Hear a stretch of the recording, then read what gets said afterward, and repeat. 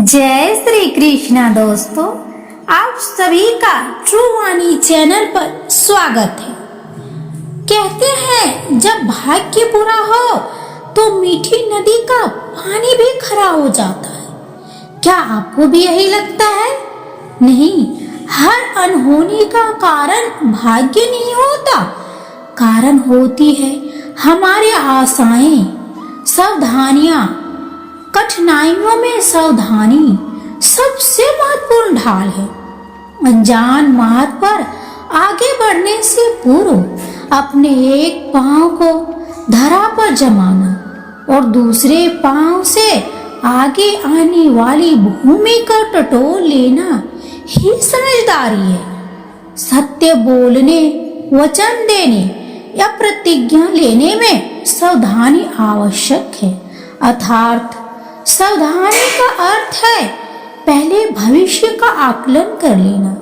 यदि घर की नींव डालने में असावधानी बरती जाए तो इमारत चाहे कितनी भी सुंदर क्यों ना हो, वह इमारत ढह ही जाती है। इसीलिए सुरक्षित भविष्य का आधार है वर्तमान में बरती हुई सावधानी, क्योंकि भविष्य में क्या होने वाला है यह आप नहीं जानते, परंतु उससे बचने के लिए सावधानी की ढाल का प्रयोग अवश्य कर सकते हैं।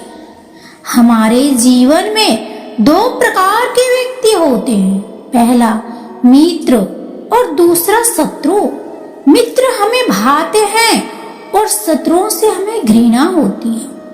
मित्रों के लिए हम अपने प्राणों पर खेल जाते हैं और शत्रुओं के प्राण लेने पर तुले रहते हैं। यही होता है ना, परंतु मित्र कौन है और शत्रु कौन, इसकी परिभाषा जान लेना भी महत्वपूर्ण है। कभी कभी हमारे मित्र हमारी इच्छा पूर्ति में बाधा बनते हैं और कभी कभी हमारे शत्रु हमारी इच्छा पूर्ति में हमारे सहयोगी होते हैं। तो एक मित्र हमारे मार्ग में बाधा क्यों बनेगा और एक शत्रु हमारे मार्ग से कांटा क्यों हटाएगा? क्योंकि कभी कभी हमसे हमारे शत्रु और मित्र हमारा भविष्य देख सकते हैं। इसीलिए यदि शत्रु और मित्र को पहचानना है तो पहले अपने भविष्य को देखें कि कौन उसे सार्थक करने में सहयोग करता है और कौन असहयोग। यही शत्रु और मित्र की परिभाषा है। अपराध वो भावना है जिसके कारण संसार में सदा दुख ही रहता है। हम सब अपराधियों से घृणा करते हैं, उन्हें कोसते हैं, परंतु क्या कभी विचार किया है कि कोई भी जन से अपराधी नहीं होता? तो क्या ऐसा कारण है कि कोई इतना बुरा बन जाता है कि वह बुराई की सीमाएं ही पार कर जाए? कारण है कामना।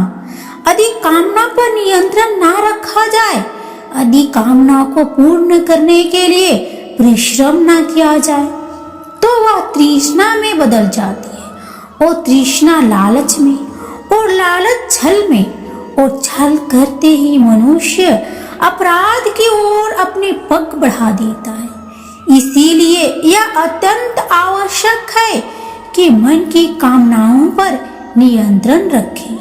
यदि मन पर नियंत्रण रहेगा तो अपराध पर स्वयं ही नियंत्रण हो जाएगा। इस अग्नि को देख रहे हैं, क्या क्या कर सकती है? यह अग्नि प्रकाश दे सकती है, भोजन पका सकती है और चाहे तो हमें जलाकर भस्म भी कर सकती है। यह जल हमारी प्यास बुझा सकता है या हमें डुबोकर मार भी सकता है। तो क्या यह इच्छा इस छल की है? यह हमारी प्यास बुझाएगा या हमें डुबाकर मार देगा? यह इच्छा इस अग्नि की है जो हमें प्रकाश देगी, जो हमें भोजन देगी या हमें जलाकर भस्म कर देगी? नहीं, जल का गुण है बहना, अग्नि का गुण है जलना। यह हमारी इच्छा पर निर्भर करता है कि हम इसका प्रयोग कैसे करते हैं। जल और अग्नि की भांति ही संसार की हर वस्तु, संसार के लोग भी होते हैं और यह हम पर निर्भर करता है कि हम उनमें से किसे मित्र बनाते हैं और किन्हें शत्रु। यह हमारी शक्ति पर निर्भर करता है कि उसे हम अपना उत्तरदायित्व बनाते हैं या ये अहंकार। धन है परंतु निर्भर हम पर करता है, उसे विकास के मार्ग पर लगाना है या वासना के मार्ग पर। ईश्वर ने आपको केवल जीवन दिया है, परंतु आप पर निर्भर करता है कि आप उसे आदर्श जीवन बनाना चाहते हैं या अभिशाप। अपने परिणामों का उत्तरदायित्व हमारे चयन होते हैं। इसीलिए आवश्यक है कि अपने चयन को, अपनी भावनाओं को उचित रखें। मेघ छाते हैं तो क्या होता है? अंधकार छा जाता है। मेघ गरजते हैं, बिजलियां कड़कती है, वर्षा होती है। सभी पशु अपने आश्रय स्थल पर जाकर छिप जाते हैं। मनुष्य अपने घरों की ओर दौड़ते हैं और सभी पंछी अपने घोंसले में जाकर छिप जाते हैं। परंतु एक जीव है जो गरजते मेघों को, कड़कती बिजली, भारी वर्षा को भी हरा देता है। वो जीव है बाज, क्योंकि वह समस्या की जड़ों से ऊपर उड़ता है। वह गरजते मेघों से, कड़कती बिजलियों से, भरी वर्षा से, इन सब से ऊपर यही अंतर है हारने वालों में और जीतने वालों में। यह युद्ध हार और जीत का नहीं, समस्या और सोच का है। यह युद्ध हार और जीत का नहीं, समस्या और सोच का है। यदि आप अपनी सोच को छोटी रखेंगे तो समस्या बड़ी हो जाएगी, और यदि आप अपनी सोच को बड़ी रखेंगे तो समस्या छोटी हो जाएगी। मनुष्य का जीवन हार और जीत, विजय और पराजय, सफलता और असफलता के मध्य झूलता रहता है।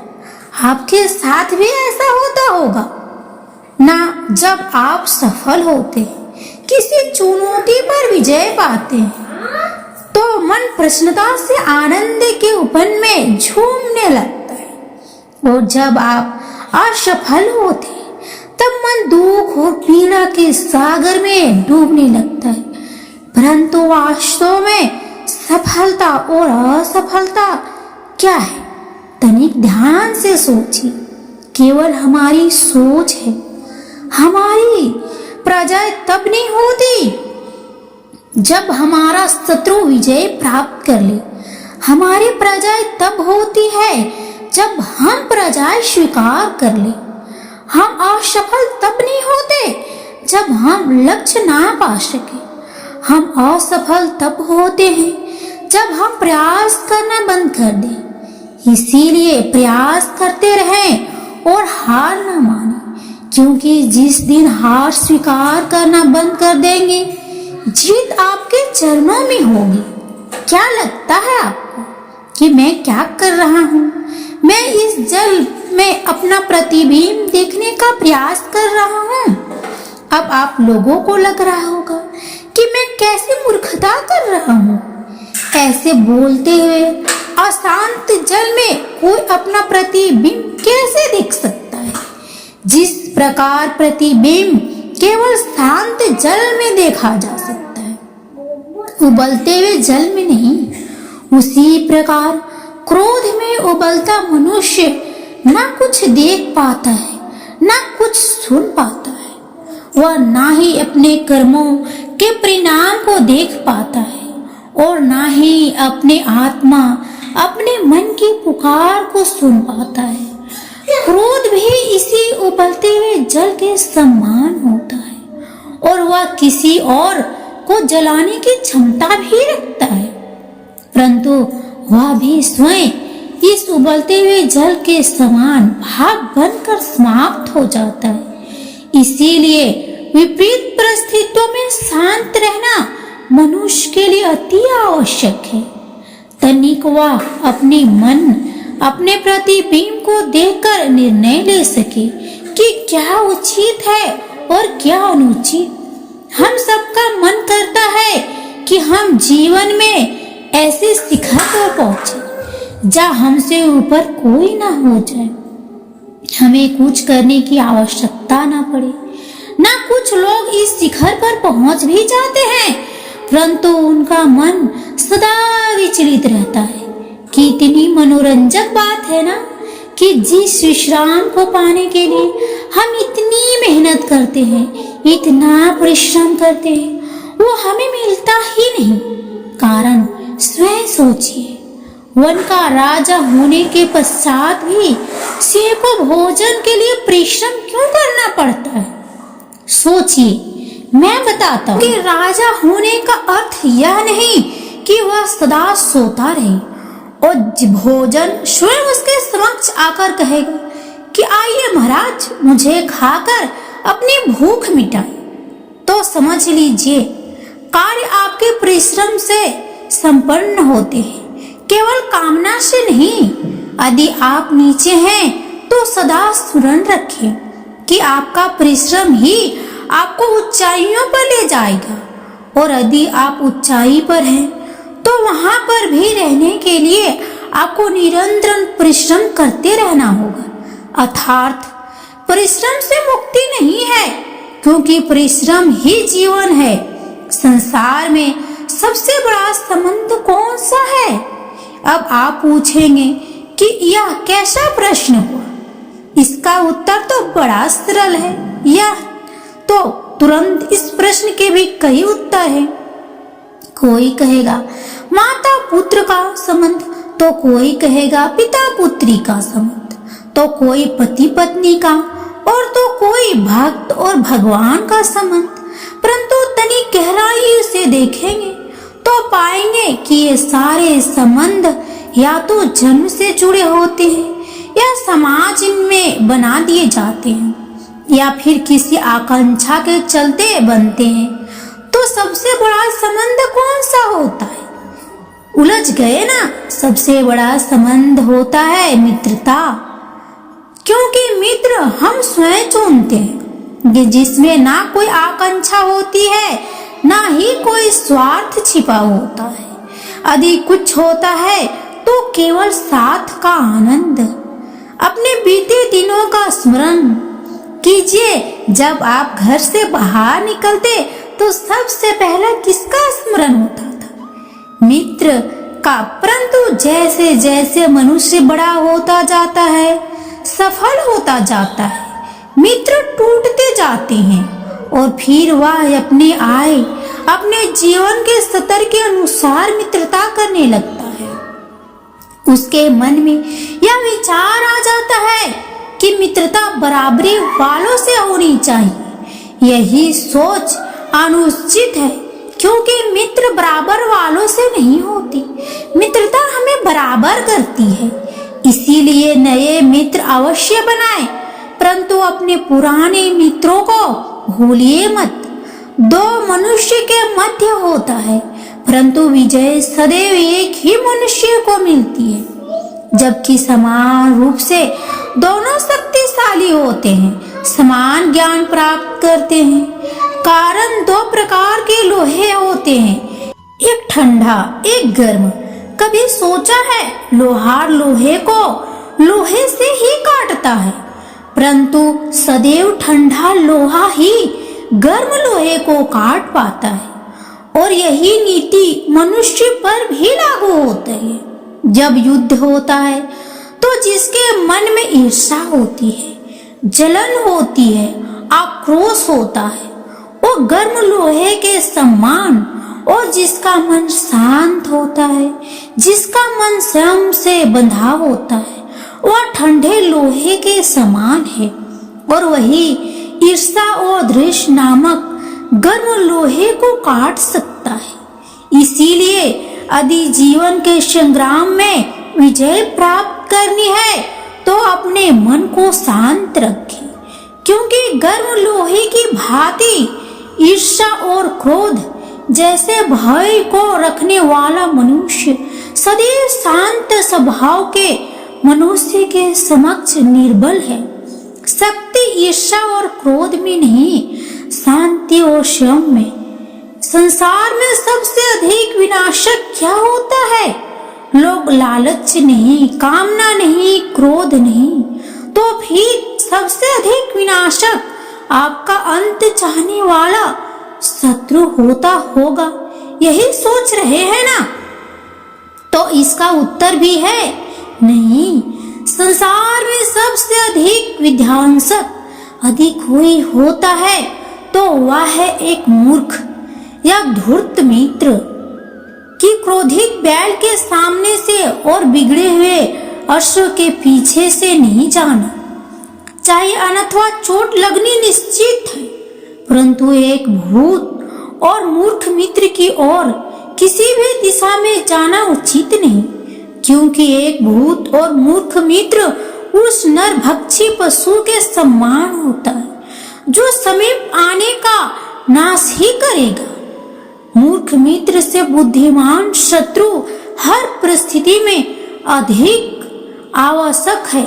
इसीलिए मित्रता करते समय सावधानी आवश्यक रहिए। कभी कभी आप सबके जीवन में एक ऐसे विचित्र समस्या अवश्य आती है कि शक्तिशाली के समक्ष मौन हो। शक्तिशाली से विवाद करने से बचने के लिए आप मौन रह जाते हैं। मानता हूँ ऐसा करने से आप एक विवाद से बच पाते हैं, एक संघर्ष से बच जाते हैं, परंतु ऐसा बचाव एक बड़े संघर्ष को जन्म दे देता है। कैसे?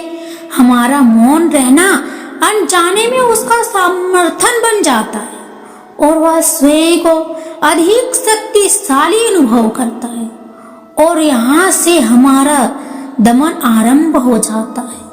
एक के बाद एक हम अन्याय अनचाहे रूप से सम्मानित होते चले जाते हैं। तो इसका तोड़ क्या है?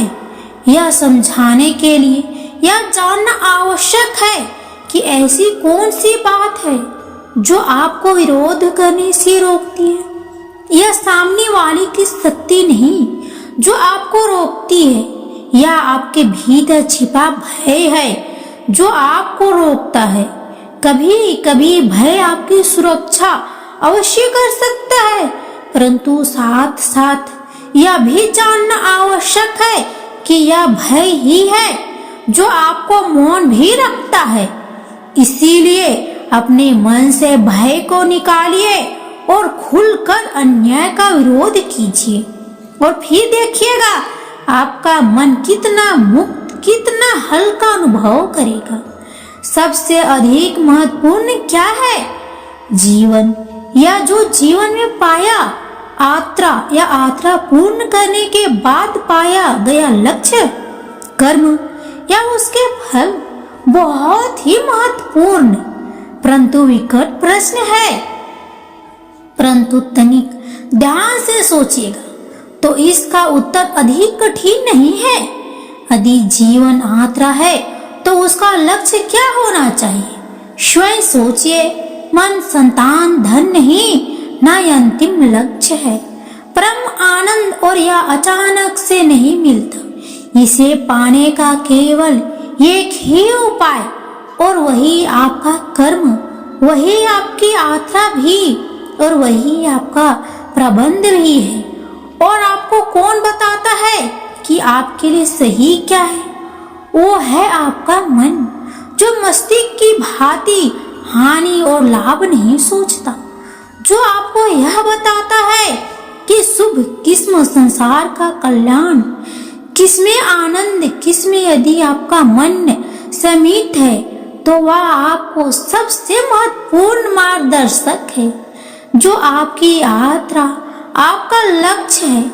क्या कर रहा हूँ मैं? दर्पण में देख रहा हूँ।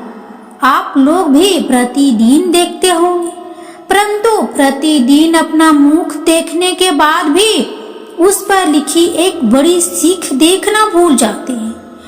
अब आप कहेंगे कैसी सीख? तो आइए एक बार फिर से दर्पण के सामने जाए और मुख खोल कर देखिए, क्या दिखेगा? दंत, पंक्ति, जीभ, अन्य विचार कीजिएगा। दंत जन्म के पश्चात आते हैं, एक नहीं 2 बार आते हैं, परंतु मृत्यु से पूर्व नष्ट हो जाते हैं। और जीवा जन्म से पहले से होती है, परंतु मनुष्य के मृत्यु के पश्चात भी उसके अस्तित्व में रहती है ना आश्चर्य की बात, दंत कठोर होते हैं, जीवा कोमल, परंतु फिर भी दंत नष्ट हो जाते हैं, जीवा नहीं। यही रहस्य है कि हठी और कठोर लोग नष्ट होते हैं और कोमल लचीले आवश्यकता के अनुसार स्वयं में परिवर्तन ला सकने में सक्षम लोगों का यही अस्तित्व रहता है। अर्थात परिस्थितियों के अनुसार स्वयं को लचीला बनाना सीखिए और आपका जीवन सरल हो जाएगा। सभी बड़े सदा यही कहते आए कि यदि आगे बढ़ना है तो अपने आप को साथ दो। सत्य कहते हैं कि अपनों का साथ देना ही चाहिए, परंतु साथ देने से पूर्व यह आवश्यक पहचान लेना चाहिए कि अपने हैं कौन। क्या अपने वही होते हैं जिनके साथ हमारा रक्त संबंध होता है, या अपने मित्र, या अपने वो होते हैं जो हमें सदक के लिए प्रेरित करे, हमें आगे बढ़ाए, हमारा साथ दे, और वह जिनका साथ देने से समाज का नाश, धर्म की हानि हो सगे होगे कि भी सगे नहीं होते। इसीलिए जब अपनों की परिभाषा का चुनाव करें तो उन्हें अपना माने जो आपका साथ दे, उन्हें नहीं जो हमें अज्ञान के मार्ग पर ले जाए। आज आपसे एक पहेली पूछता हूँ कि संसार में सबसे अनमोल क्या है? आप में से कुछ कहेंगे सोना, कुछ कहेंगे मोती, कुछ कहेंगे हीरा। तो इसमें पहेली क्या हुई? पहेली यह है कि जो संसार में सबसे अनमोल है वही संसार में सबसे सस्ता भी है। वह हर पल मरता भी है और सदा जीवित भी रहता है। वह सबसे बड़ा शत्रु भी है और सबसे बड़ा मित्र भी। क्या है वो? मैं बताती। वो है समय।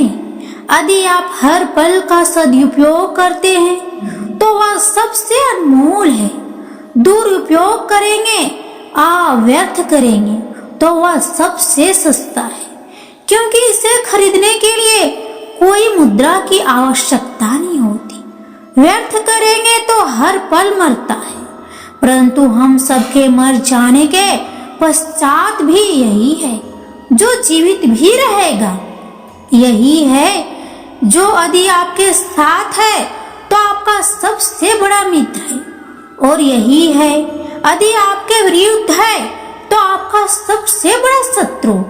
अब ये आप पर निर्भर करता है कि आप इसका उपयोग कैसे करते हैं। आप इसे अनमोल बनाते हैं या इसे यूं ही नष्ट करते हैं। इसे मित्र बनाते हैं या शत्रु।